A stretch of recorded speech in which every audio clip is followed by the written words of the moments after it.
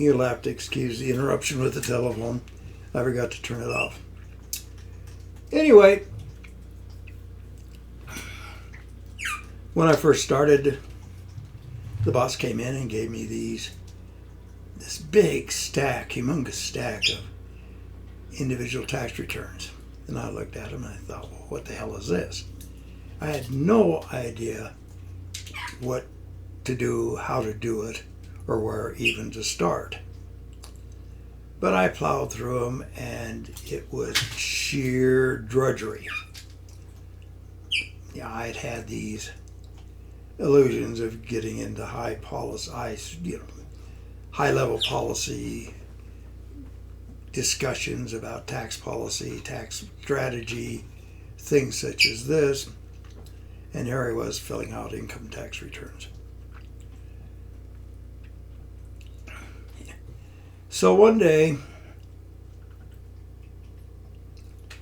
a hippie walked in the office. And he had long flowing hair down to the middle of his back. He was real cheerful. He had a bit of a beard. And he said, I'm looking for a lawyer. I said, well, that's what the door says. I said, what's the problem? He said, well, I've been busted. I said, what? What do you mean you've been busted? You know, like, man, I got arrested by the cops. Oh, okay. What for? Weed, man. I said, what? Weed. What's weed? You know, like smoke, or he mentioned a few other words, and I said, well, what exactly is that? And he said, well, it was marijuana. I said, okay, tell me about it. And he told me about it.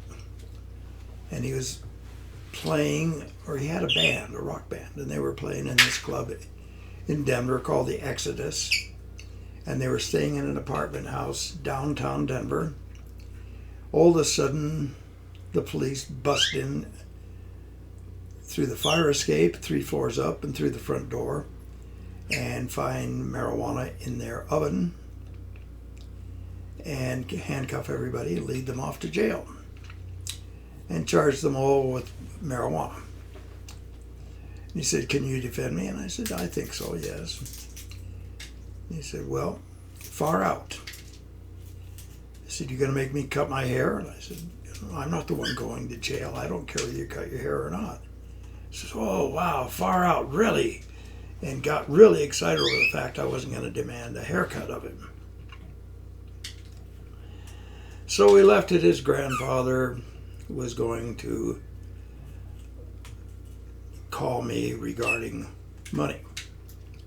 In the meantime, I went to my boss and I said, you know, there's this hippie just came in here and wanted me to represent him on a drug charge. What do you think? He says, well, you took an oath. Defend him. That's what your job is. And I said, well, aren't you afraid of any ramifications here? And he said, no. I said, I've been in practice long enough. If anybody takes umbrage with the fact that I represent a hippie or a drug case, I don't need them as a client anyway. I got more than I can handle. So I thus started a career change.